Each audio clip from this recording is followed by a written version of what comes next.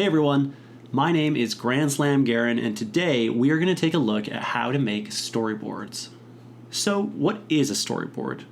A storyboard is kind of like a comic book that shows you all the major events that are going to happen in your movie, so that when you get to animating, you have a better idea of what you need to be drawing. So let's take a look at one that I made that's not so good. So you can see here, our first panel is our alien walking up to the telescope. In our second panel, he's looking through it. Our third panel, now the alien spaceship has arrived and we can see it in the sky.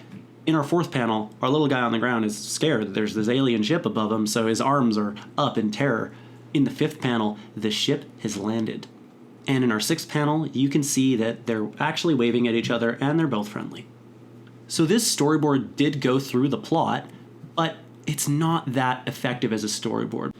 So some things that this does wrong. One thing is that all the shots in this storyboard are all from the same angle, and that's not very exciting. Another thing is we don't really have a sense of how our characters are feeling. We can't see their facial expressions, and we don't know how they're reacting to everything in the scene. Another thing is that it lacks a sense of motion.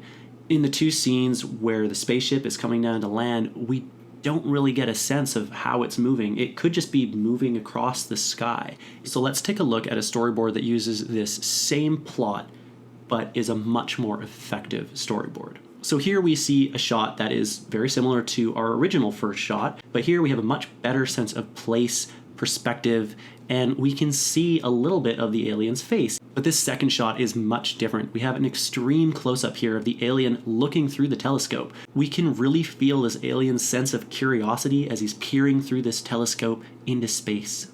Just like our original third panel, this third panel shows the spaceship approaching the planet, but now we have a much better sense of the motion of the ship. We have these movement lines, so we know exactly how it's going to track down the screen. And the fourth scene retains that extreme close-up from before, so we can much better feel the terror on that alien's face. The fifth panel shows the ship landing just like before, but it's a much more interesting shot than just that side-on view. And the last panel actually shows a progression of images from the alien in the ship now handing over some candy, so that we understand why they become friends. So this is a much more effective storyboard, and we can actually use this to start animating pretty effectively our finished product. And keep in mind, a good storyboard does not need to have good drawings. So now that you know how to storyboard, you can start planning your own animation.